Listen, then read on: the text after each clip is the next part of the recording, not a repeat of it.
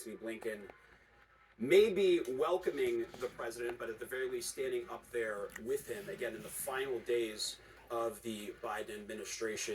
We were talking about, again, all of these foreign policy issues that have been at points at the center of the administration here. But of course, this speech gives him, the president, the chance to sort of set the tone for what he wants his legacy to be. Let's just listen in to a little bit of what's happening right now.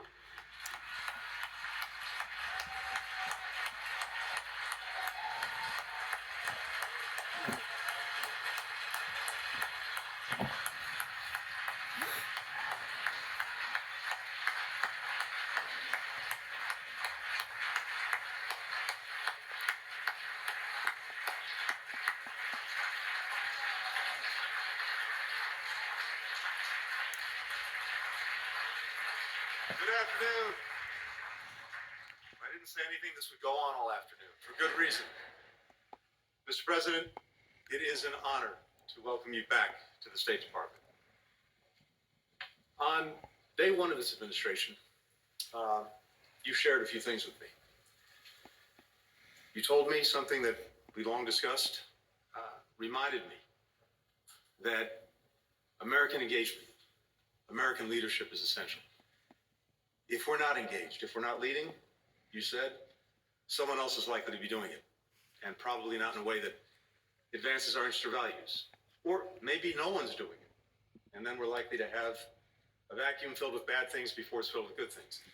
But the other thing you told me, Mr. President, was that there's a greater premium than ever before on finding ways to cooperate, to coordinate, to work with other countries, if we're going to get done what we need to get done for the American people. And so you instructed me, you instructed all of us to get out there, to rebuild, to rejuvenate, even to reimagine our alliances and partnerships. And I remember what you told me then. You said, we don't know when this is going to make a difference, when we're going to need these friendships, these partnerships, but someday, some way, somewhere, they're going to be critical for advancing the national interest. And that's exactly what the men and women of this department have done. And we've been able to carry out that charge for two reasons. First, the people you see before you, and so many others who are out in the field at embassies and consulates. You said when you came here 4 years ago that the leadership of diplomats of every stripe doing the daily work of government is essential. And they proved it. That daily work has become nightly work, 24/7, 7 days a week, hammering out agreements, jumping into action in crisis, creating opportunities for our citizens around the world, producing expert advice for you and your team at the White House. Everyone here knows this work can be tough. It's often not very glamorous, but it makes us stronger. It makes the world a better place. And we simply couldn't do it without the extraordinary men and women that you have before us, as well as our remarkable partners in government, starting with the great White House team led by Jake Sullivan, my friends and colleagues from across the administration, Secretary of Defense, Samantha Power at USAID, Secretary of the Treasury, Commerce, and so on. All of these partnerships that we built and built with their teams have made a difference. So to all of my colleagues, thank you. Thank you for your friendship. Thank you for your partnership. There's one other reason that we've been able to re-engage, rejuvenate our diplomacy. Mr. President, that's you. You have never wavered in the conviction that when America leads, when America engages, there is little we cannot accomplish. And that this country remains a force for good, a force for progress around the world. Your unshakable belief in the promise of America has inspired me for more than 20 years. It's inspired so many people in this department and around the world. Simply put, it's been the privilege of my lifetime to work for you, to work with you, to work with this extraordinary team that you've assembled. And it's the honor of a lifetime to be able to introduce, one more time, the 46th President of the United States, Joe Biden.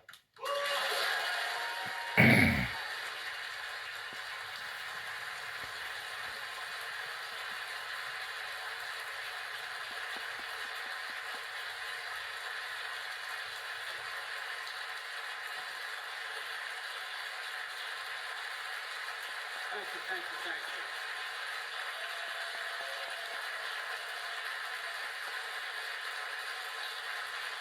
Thank you.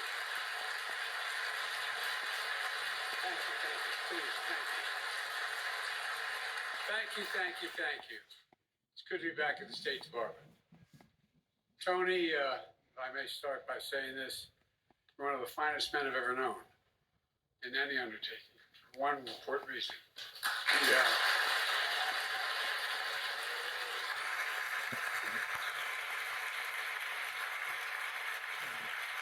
Not only brilliant, you have incredible character. Character. You have more integrity than almost anybody I know. Thank you for always sticking with me. Appreciate it.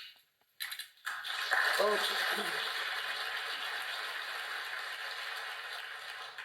I'm grateful for his counsel and his friendship as well, but I also want to thank the members of my cabinet and the members of the Congress who are here today, and to all our diplomats, development experts, service members, and intelligence professionals.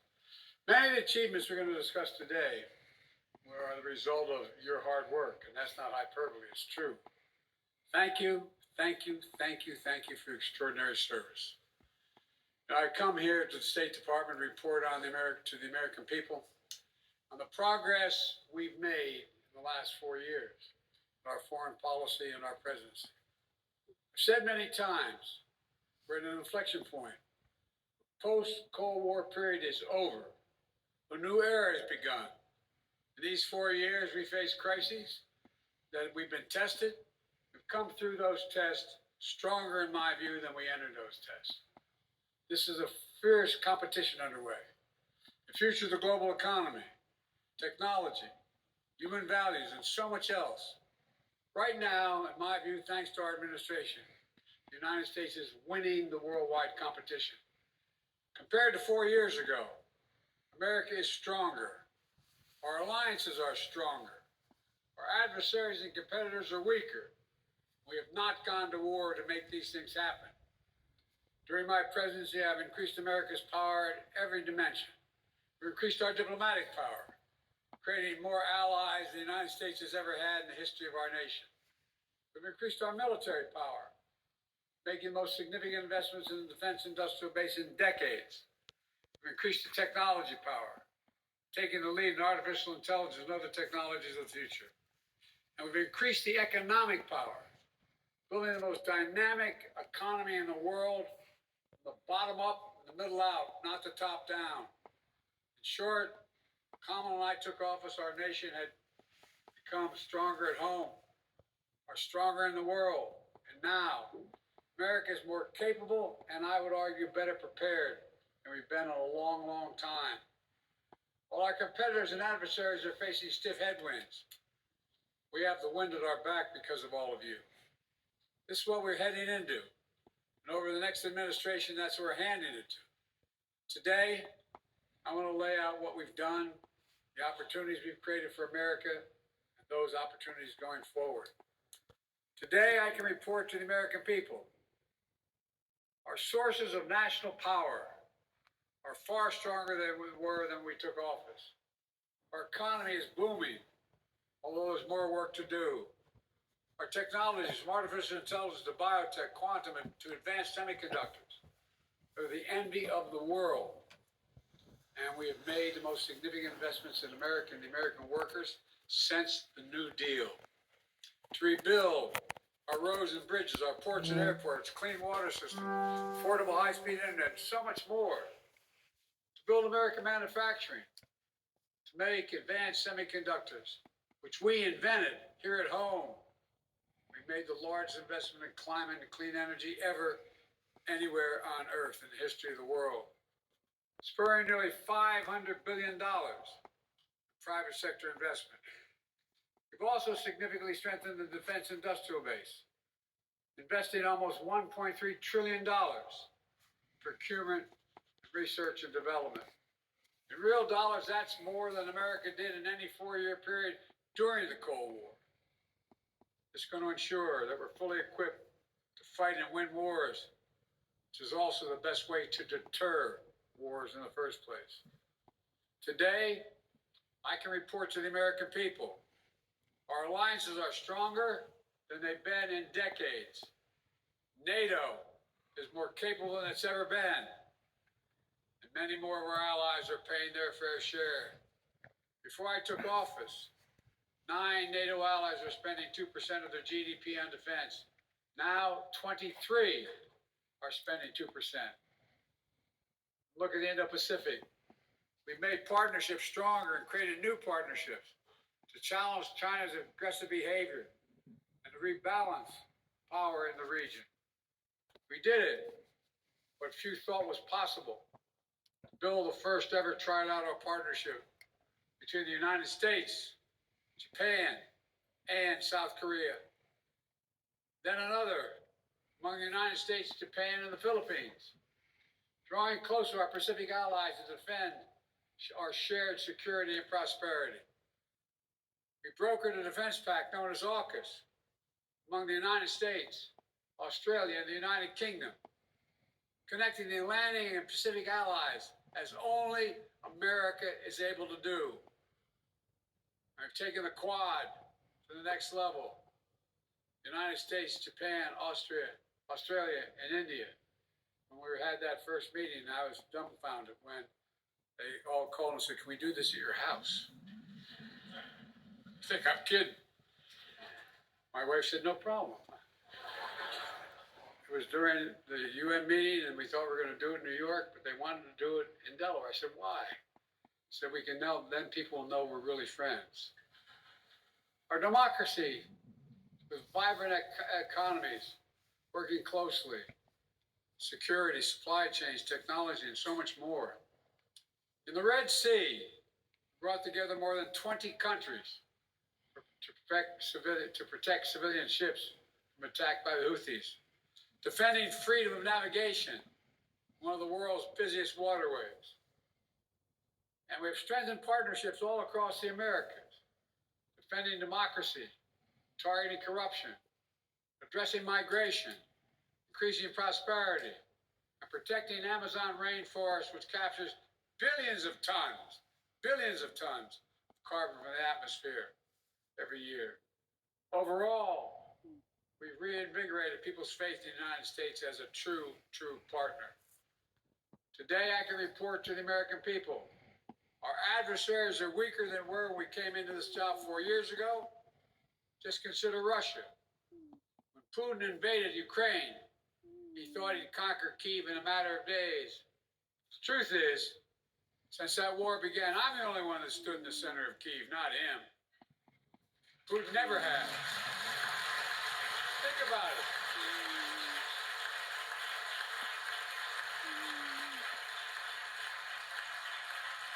It was a long train ride, but I'm the only commander-in-chief to visit a war zone not controlled by U.S. forces. We helped Ukrainians stop Putin. And now, nearly three years later, Putin has failed to achieve any of his strategic objectives. He has failed thus far to subjugate Ukraine, failed to break the unity of NATO, and failed to make large territorial gains. There's more to do. We can't walk away. We rallied 50 nations to stand with Ukraine, not just in Europe, for the first time in Asia as well. Those countries in Asia know what happens in Ukraine matters to them as well. We delivered air interceptors, massive numbers of munitions, enacted relentless, unprecedented sanctions to keep Ukraine in the fight. And now Russia is struggling to replace what they are losing on the battlefield in terms of military equipment and fighters. And the ruble is under enormous pressure. As I saw it, when Putin launched his invasion, I had 2 jobs. One, to rally the world to defend Ukraine, and the other is to avoid war between 2 nuclear powers. We did both those things. Today, Ukraine is still free, independent country with the potential for a bright future. And we laid the foundation for the next administration so they can protect the bright future of the Ukrainian people. And now, look at Iran. Did you ever think we'd be where we are with Iran at this moment? After those despicable attacks by Hamas on October the 7th, Iran directly attacked Israel twice with hundreds of ballistic missiles and drones. And twice they failed because the United States organized a coalition of countries to stop them and ordered U.S. aircraft to come to the defense of Israel. Now, Iran's air defenses are in shambles. Their main proxy, Hezbollah, is badly wounded. And as we tested Iran's willingness to revive the nuclear deal, we kept the pressure with sanctions. Now Iran's economy is in desperate straits. All told, Iran is weaker than it's been in decades. And if you want more evidence of a seriously weakened Iran and Russia, just take a look at Syria. President Assad was both countries' closest ally in the Middle East. Neither could keep him in power. Quite frankly, neither really tried very hard. Now, I cannot claim credit for every factor that led to Iran and Russia growing weaker in the past 4 years. They did plenty of damage all by themselves. But Israel did plenty of damage to Iran and its proxies. But there's no question, our actions contributed significantly. And now major authoritarian states are aligning more closely with one another. Iran, Russia, China, North Korea. But that's more out of weakness than out of strength. So as the new administration begins, the United States is in a fundamentally stronger position with respect to these countries than we were 4 years ago. Today, I can report to the American people we're in a better strategic position in the long-term competition with China than we were when I took office. You all recall, many experts believe were predicting it was inevitable that China's economy would surpass ours. According to many predictions, that would happen by the year 2030 or shortly thereafter. But we in this room said no. We make the investments in ourselves and we protect our workers and technology. That will not happen. Now, according to the latest predictions, on China's current course, they will never surpass us. Period. I met one-on-one with President Xi in consequential summits. He and I have always been direct and straightforward with each other. I made it clear we expect China and everyone to abide by the international rules. And so we stood up against unfair trade practices, taking action when China dumps subsidized goods, incredibly subsidized, on our markets to undercut our workers. We imposed target tariffs, critical sectors like cars, steel, and semiconductors, rather than across-the-board tariffs. We imposed historic export controls on investments and restrictions to ensure that China cannot use the most advanced technology and sensitive data against us. Critically, we enlisted our allies and partners to join us, building more convergence among our allies on a shared approach to China than ever existed, and showing that it's more effective to deal with China alongside of partners rather than going it alone. But even while we compete vigorously, we've managed our relationship with China responsibly, so it's never tipped over into conflict. We've created lines of communication between President Xi and myself, between the leaders of our militaries, to avoid misunderstanding. We found ways to work with each other, to address climate change, to reduce the flow of fentanyl in the United States, which, by the way, overdose deaths are coming down across our nation. And in my administration, we've seized more fentanyl at our border in 2 years than the previous 5 years combined. Today, I can also report to the American people, we're the first president in decades who's not leaving a war in Afghanistan to his successor. But we've got bin Laden during the Obama-Biden administration. The primary objective of war had been accomplished. And I believe that going forward, the primary threat of al-Qaeda would no longer be emanating from Afghanistan, but from elsewhere. And so, we not need to station a sizable number of American forces in Afghanistan. So when I took office, I had a choice. Ultimately, I saw no reason to keep thousands of servicemen in Afghanistan.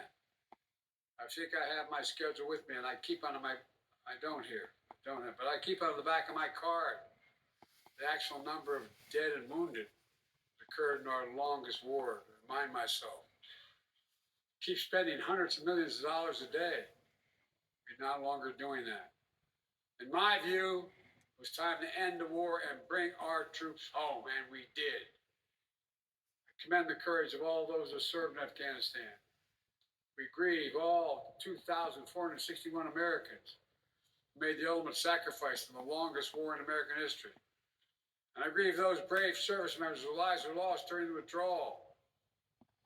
We also thank those inside and outside of government who've done so much to help thousands of Afghan families resettle in the United States. Remember, critics said if we entered the war, it would damage our alliances and create threats to our homeland from foreign directed terrorism out of a safe haven in Afghanistan. Neither has occurred. Neither has occurred. Our alliance has stayed strong. We've used our over-the-horizon capabilities to strike in Afghanistan and elsewhere when we had to. For instance, eliminating Zawahiri, leader of al-Qaeda, helped orchestrate the September 11th attacks. And we did it without putting more American boots on the ground. And by ending the war, we've been able to focus our energy and resources on more urgent challenges. There is nothing, I can tell you from my conversation with both Xi and Putin, nothing our adversaries and competitors like Russia and China would have liked more than seeing us to continue to be tied down in Afghanistan for another decade. For all those reasons, ending the war was the right thing to do, and I believe history will reflect that. And from the moment I entered office, I also worked to free as many Americans as possible being held hostage, wrongfully detained overseas. We brought home more than 75 Americans by last count.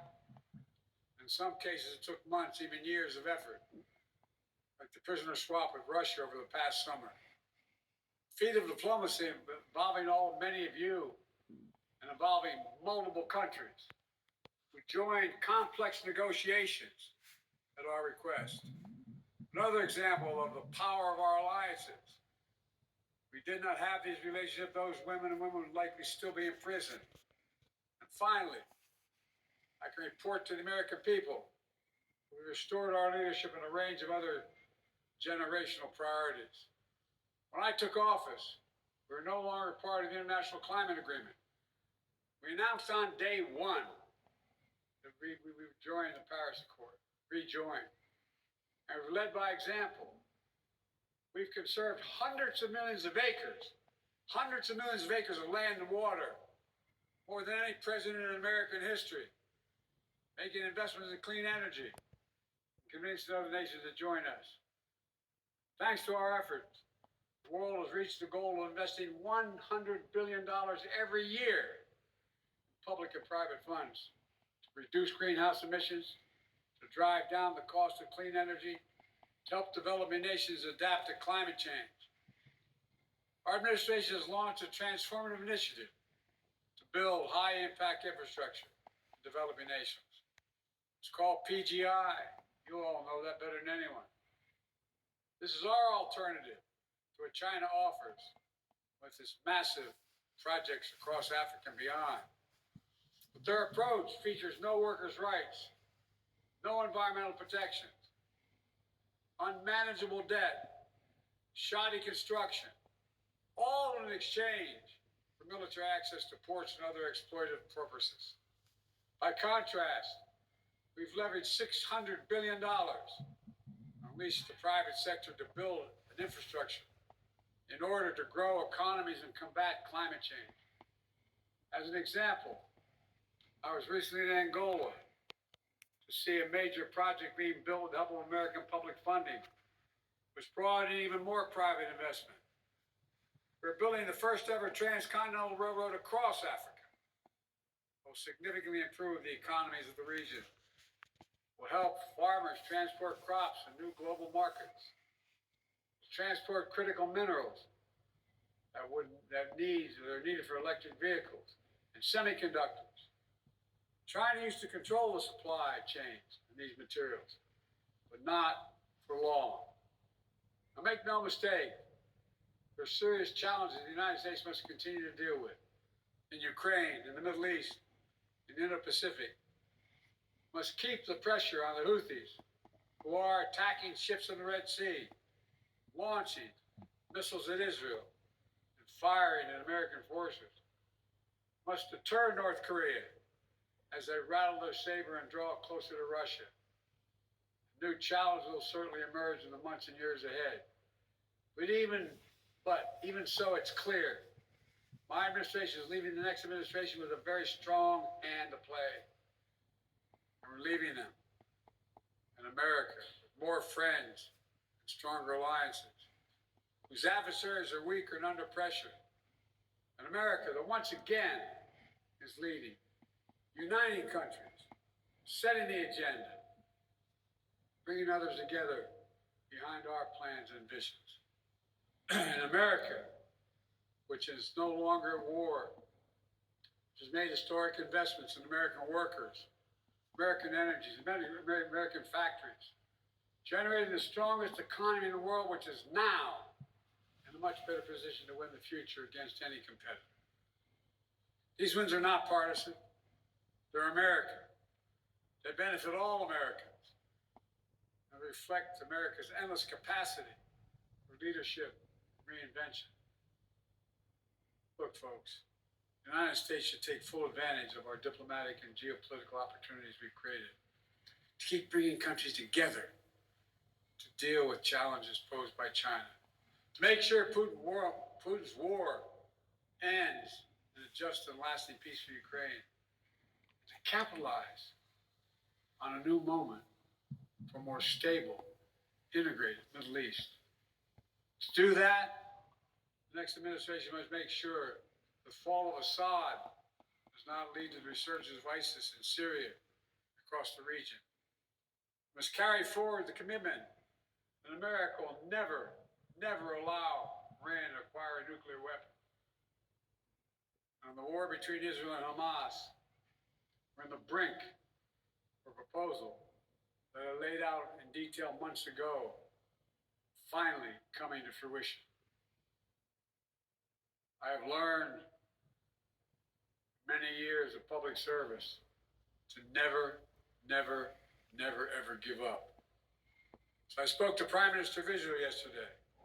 I spoke to Emir Qatar today. I look forward to speaking with President Sisi soon. We're pressing hard to close this. The deal we have structured would free the hostages, halt the fighting, provide security to Israel, and allow us to significantly surge humanitarian assistance to the Palestinians who suffered terribly in this war that Hamas started. They've been through hell. So many innocent people have been killed. So many communities have been destroyed. Palestinian people deserve peace, the right to determine their own futures. Israel deserves peace and real security. And the hostages and their families deserve to be reunited. And so we're working urgently to close this deal. And as we deal with immediate challenges, in my view, we have to look to the future. I urge the next administration to carry forward two issues that have been central to my presidency and which shape the future, in my view. On artificial intelligence, we are in the lead, and we must stay in the lead. We must not offshore artificial intelligence, as we once did with computer chips and other critical technologies. AI has the power to reshape economies, governments, national security, entire societies. And And it must be the United States and our closest allies that lead the way to ensure people's rights are respected, their safety is protected, and their data is secure.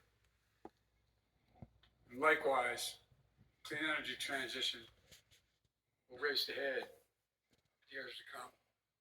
I know some in the incoming administration are skeptical about the need for clean energy. They don't even believe climate change is real. I think they come from a different century. They're wrong. They are dead wrong. It's the single greatest existential threat to humanity. Clean energy transition is already happening. China is trying to dominate the clean energy manufacturing, critical materials, supply chains. They want to capture the market of the future and create new dependencies. The United States must win that contest. We will shape the global economy and the planet for decades to come. Let me close with this. Like many of you, I've dedicated a significant portion of my career to our nation's foreign policy. As chair of the Foreign Relations Committee as a senator, vice president for 8 years, now president of the United States. I put together one of the most competent foreign policy teams, I would argue, in American history, sitting in this room before my eyes. Throughout my career, the world has undergone tremendous change. But certain things have always held true. At our best, America leads not only by the example of our power, but the power of our example. The past 4 years, we've used that power, not to go it alone, but instead to bring countries together, to increase shared security and prosperity, to stand up to aggression, to solve problems through diplomacy wherever possible, and to relentlessly defend democracy, civil rights, and human rights. Because that's who we are. That's who we are. You've heard me say it many times before. We're the only country on earth founded on an idea. Every other country is founded on geography, religion, ethnicity, or some other unifying factor. But America was built on an idea, literally, not figuratively. That idea was all women and men are created equal. The idea that has inspired the world for 250 years and counting. We're always reaching to do better. Always looking to the future. At our best. Always seeking progress for our people and for people everywhere. It's been the honor of my life to serve as your president. Today, I'm optimistic about our future, as optimistic as I've ever been. Just have to remember who and how we are. You've heard me say it many times. We're the United States of America, for God's sake. There is nothing beyond our capacity. We do it together and commit to it. Nothing. So thank you all for all you've done. I hope many of you are going to be staying in the next administration to keep this moving. May God bless you all. May God protect our troops. Thank you, thank you, thank you.